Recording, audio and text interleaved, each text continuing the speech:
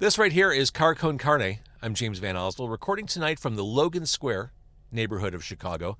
It is a beautiful night to record in Chicago. It's like 45 degrees, beginning of March. Amazing. I have a fantastic guest on the way, but before I get there, I'd like to appeal to you, the city or suburban homeowner. How's your roof looking? You know, a new roof can add up to 7% to your property value, to say nothing of all the benefits you get on your utility bills with a new roof. You need to talk to my friends at Suburban Roofing and Siding for all your roofing concerns. Maybe you took some damage in previous storms. Talk to my guys. It's a family-owned company serving the Chicagoland area. We're talking Cook, Lake, McHenry, Kane, DuPage. You can trust their more than 40 years of collective experience. They warrant their workmanship for a lifetime, as long as you own the home. Their premium shingles are backed with a full 20-year non-prorated transferable manufacturer warranty. Not to mention, it's a green product. Call 224-677-6149 or visit them at suburbanroofingandsiding.com. That's the L right there. Car Con Carne is also sponsored by 90 Days in the 90s, a book written by Andy Fry about the Chicago music scene in the 90s, a scene that just exploded about 1 mile south of here, where I'm at right now, on Milwaukee Avenue. Go back to those days, what days they were, all that music, all that pop culture happening, just exploding in and around the north side of Chicago specifically. Darby, the record store owner, heroine of 90 Days in the 90s, goes back to the 90s. She finds a way back. She finds the gray line, goes back in time to those days. If you had the opportunity, would you do the same? Maybe. 90 Days in the 90s, you'll tear through it. It's such an easy read, and it's a fun read, and it's something you'll find very familiar page to page. Go to 90daysinthe90s.com or buy it on amazon.com. Djunah is back with the band's second album, Femina Furens. The album is brave, it's raw, it's cathartic, it's gut-wrenching, it's fierce, it's vulnerable, it's jarring, it's scary. It's also fucking great. That right there, to my right, if you're watching on Facebook or YouTube or listening, it doesn't matter. That's Donna Diane of Djunah, my guest in the car. We're outside Innjoy in Logan Square. We are. We have never met face-to-face. I'm so glad you bought into this concept and you were willing to eat a burger with me right off Milwaukee Avenue. In your car, yes. Djunah, the new album is out. Empty Bottle on the 24th. It's a Friday night. Huntsmen also on the bill. That right there is a show. That's it. Yes, it Game is. over. You do not want to miss this one. Game over. That's going to be a loud bar that night. Yes, it is. So, Donna, well, we should eat food. I mean, it's been sitting here for a while. Like I said, we're at Innjoy. You got the Innjoy burger. No cheese, no mayo. That sounds like me. And I got a grilled cheese. Oh. Oh, yeah. I'm a 10-year-old boy at heart, Donna.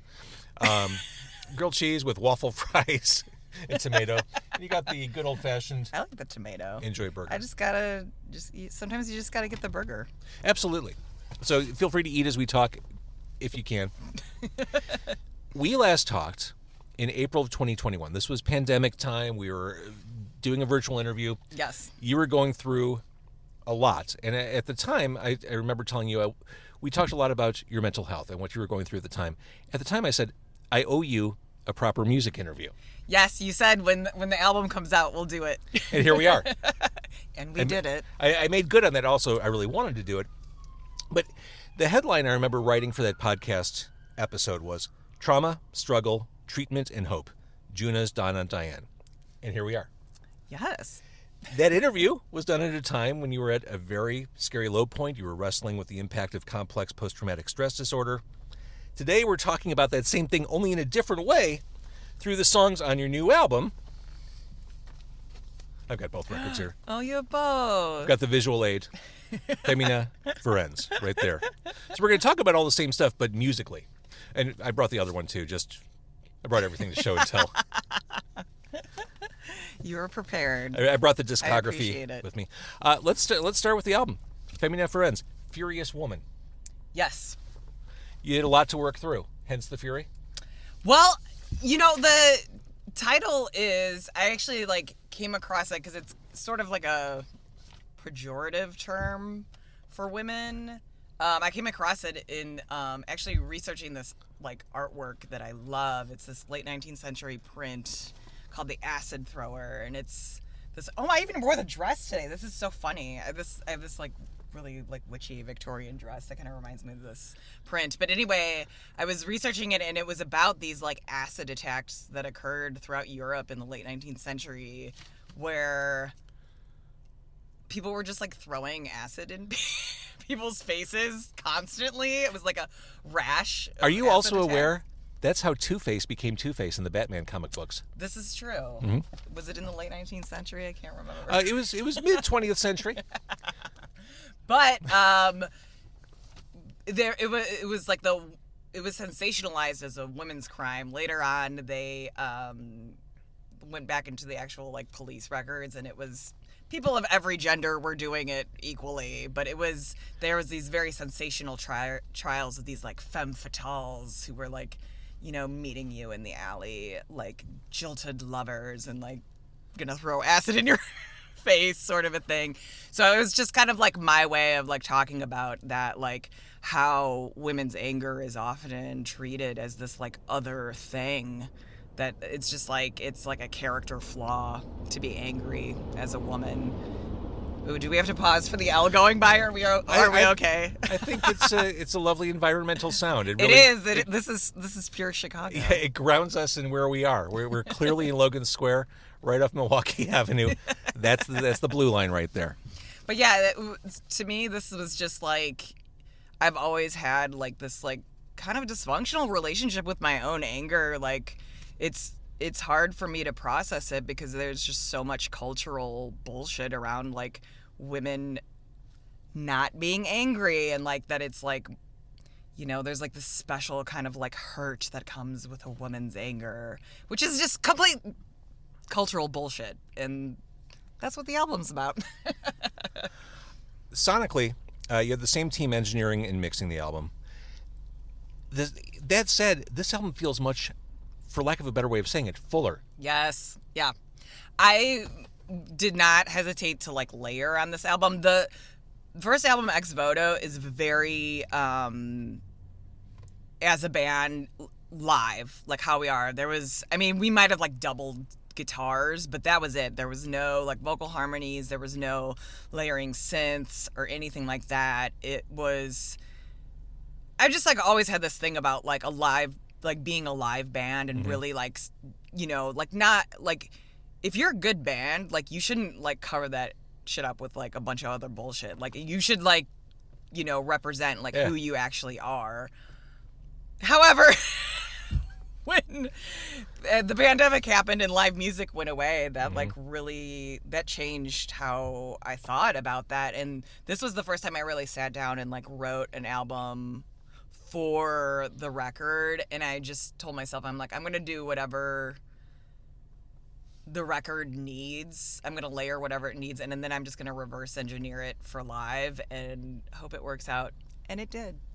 I'm going to say something that sounds like a backhanded compliment, but I swear to you, it's not. This new album is not a first listen record. Yeah. And again, it may sound like a backhanded compliment. It is not. Some of my favorite albums are those that when you listen the first time, you realize there's something going on there. And then you listen again and again, and then it gets inside you. And that's what this new album does. And I mentioned it's all these things. It's abrasive. It's emotional. It's personal. It's sometimes uncomfortable. I mean, the first like minute-long track on the album is really uncomfortable to listen to. And that's the statement you're making. And it really, once it kind of settled in, it really took hold. And it's the kind of album you want to spend more time with the further you dig into it. Yeah, you know, you're not the first person that said that. Like, I've gotten that feedback. Did I say it better at least?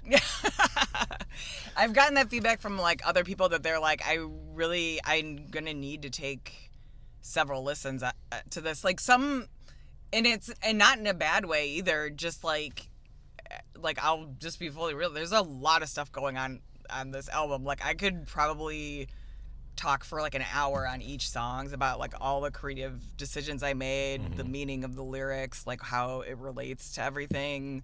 There's stuff I don't even understand about this album, and it's not even that long of an album, which is the funniest part. But on Bandcamp, on your Bandcamp page for the album, Femina Furens,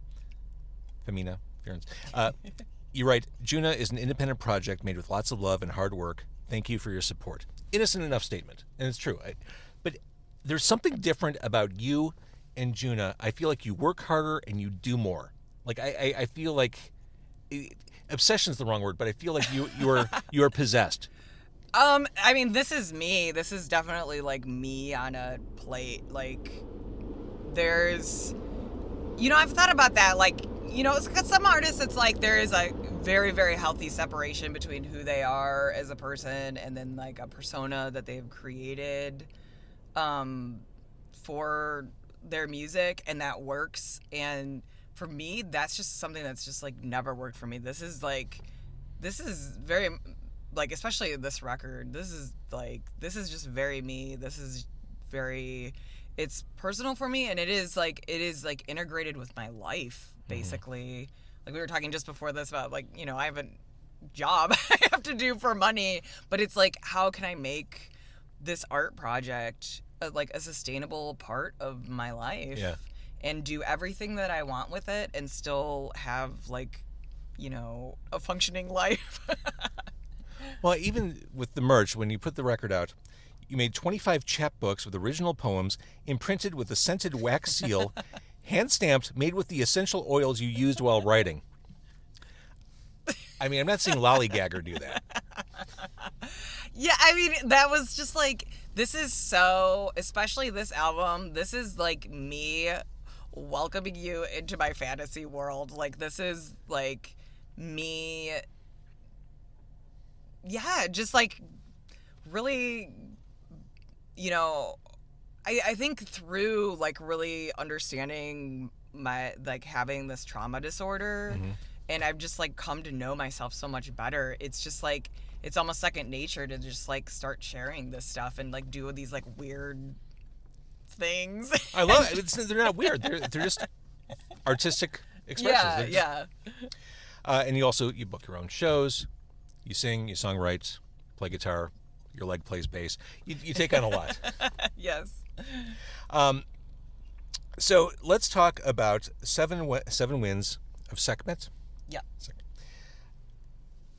Sekhmet is she who is powerful?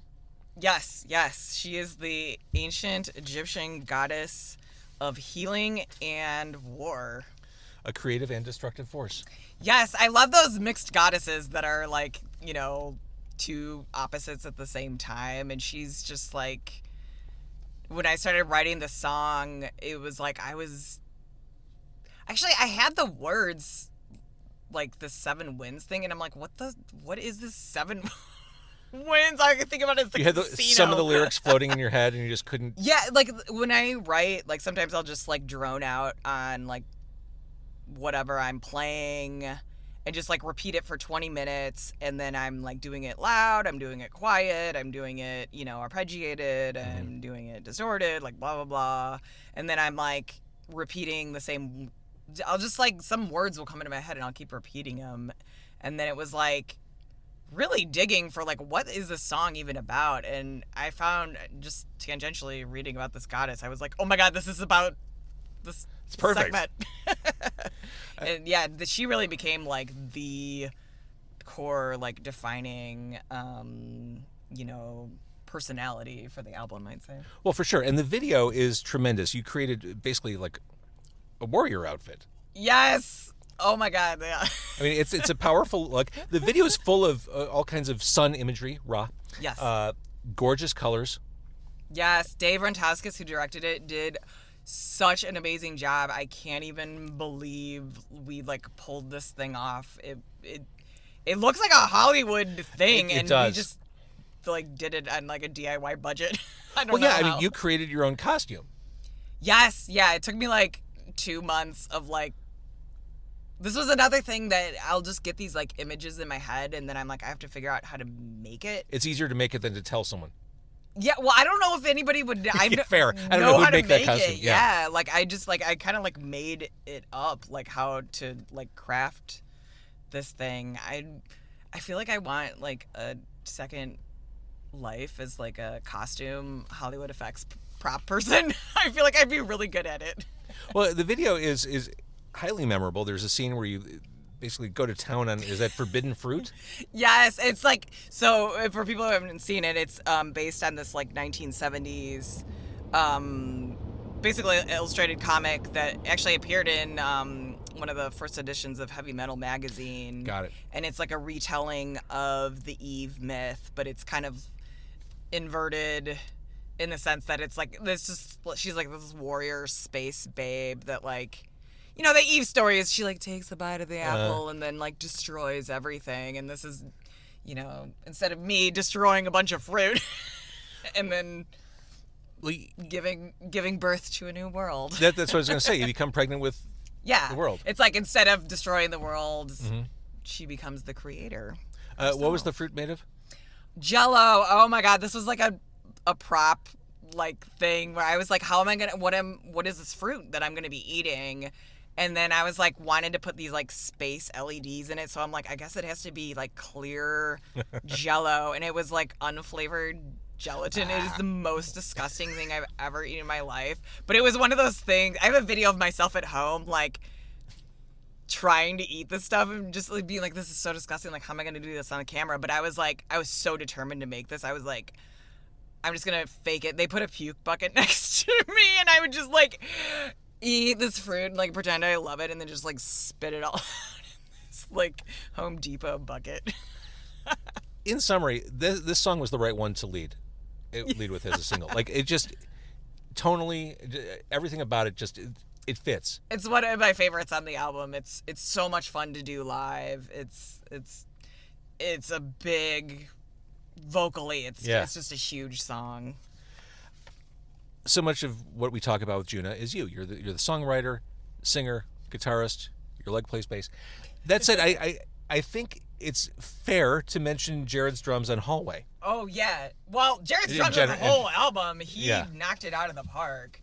Yeah, Hallway is fantastic. I love the ending of that song, especially. He knocked it out of the park and in not that much time too. So kudos to him. Was this quickly recorded, or was it just his parts were? Well, so I had the album like written with drum loops, and probably Jared and I probably only played together for like 3 months before we actually recorded the album. So he was like, I was looking for somebody who could just do like session work, and he was like, yeah, I can. He's like, this is right up my alley. I can do this, and so yeah, he knocked it out of the park. So. That's awesome. And we continue to play together now. So again, Empty Bottle, end of the month in March. Yes, March 24th. You don't want to miss that. I will not miss it. Petting is probably my favorite song on the album. Yes. It's adorable. There's a badass guitar solo. Yeah. Keep bringing that back. And it should, as we were talking about arpeggiating and stuff, it should be mentioned you are an absolutely devastating guitar player.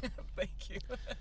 And do you have people go to the shows for the music, and we all love Djunah's music, but do you have people who kind of nerd out and kind of like look at the pedals and what you're doing? Like, oh yeah, definitely, because I'm the same way. Like I'm always like, if a band's setting up to get on stage, I am eyeballing their gear and like silently judging them. Not in a bad way, but like just being like, okay, like this is what I think you're gonna sound like. I love playing that game. And so, like, I think a lot of people are very interested in, like, when they're seeing the pedals come up, they're like, what's about to happen? And I love it. Yeah. I mentioned how hard some of this can be to listen to. Suicide, and not even, like, just objectively, it's hard to listen to some of the stuff. Lyrically, Suicidal on Christmas is really hard to listen to. How does it feel to put a song like that out there? You know, there's a point in the songwriting process, because I'll fully admit, like, probably every one of these songs, I spent the early part of working on it, like, crying the whole time. Even, like, the heavy songs, they're so emotional for me. And even on Ex Voto, like, that's just part of my songwriting process is crying. But then there's some point in which I get out whatever it is I need to get out in the song, and then it doesn't feel as emotional. Now you guys have to deal with the emotions. Well, yeah, I mean, some of the lyrics in that song are details are metaphorical or at least vague, but my rubber face could take a punch. Not vague.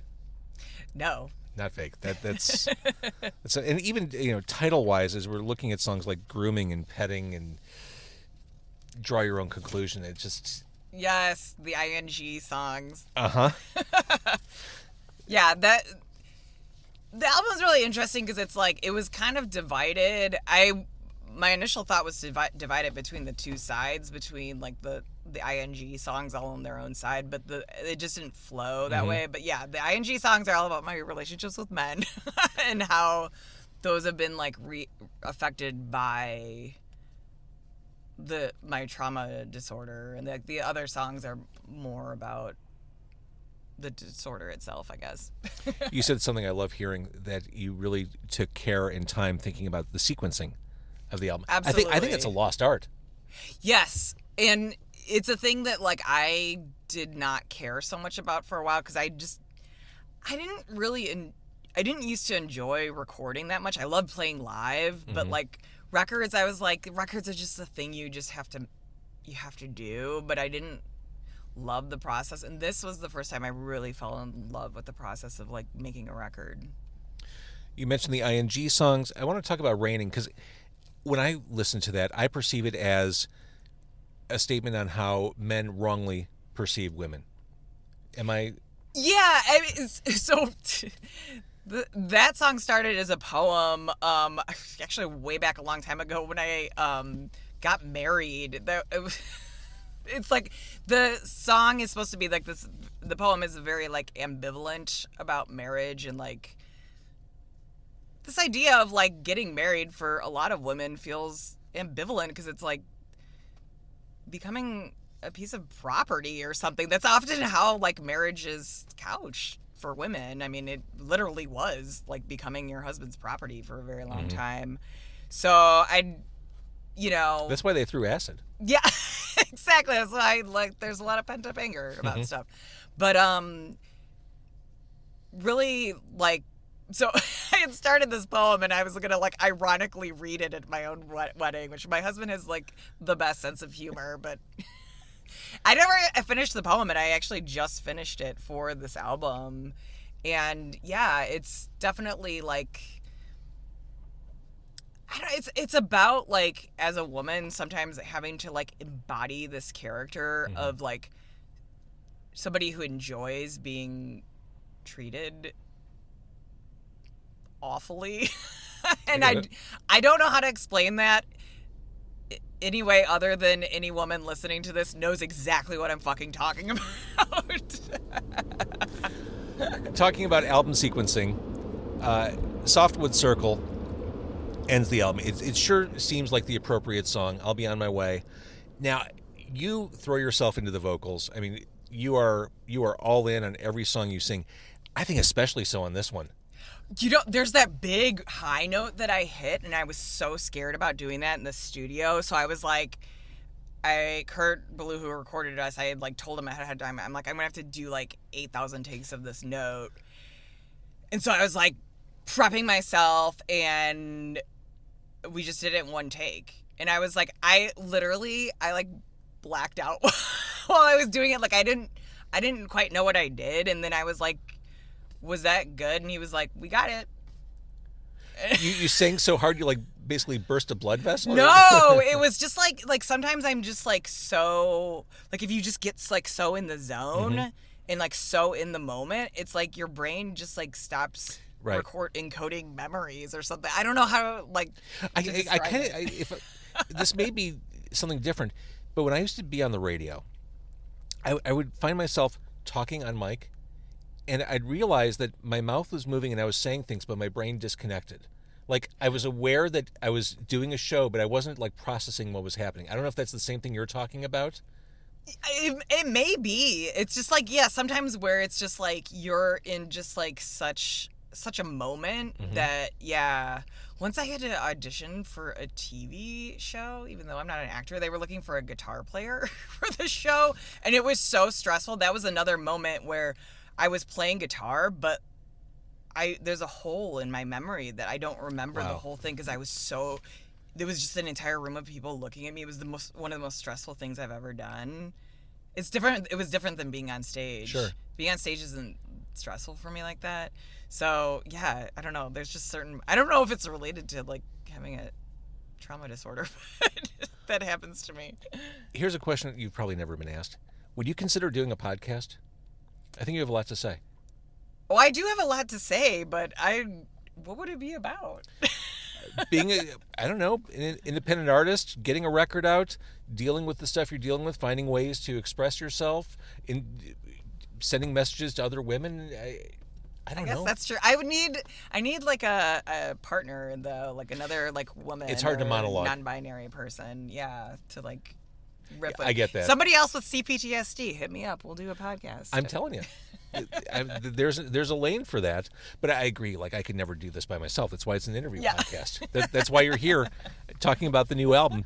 I feel this is a first on the podcast where we had food in the car and we didn't touch it. Oh my God, I haven't eaten this whole time. Okay, I didn't eat either. I'm gonna eat a fry. No pressure. We're at the end of our journey, Donna. It's okay. You can bring it home. And I kind of thought it would be like this because I've been anxious to talk to you about this record, and we just got into it. And I didn't want to distract myself with a grilled cheese sandwich, but that's now a going home treat for me. Yeah, there you go. See, it all works out. We all win. Okay, the new album. I'll hold it up again. It is stunning. It is a gatefold. Yes, it is. The photography is absolutely gorgeous.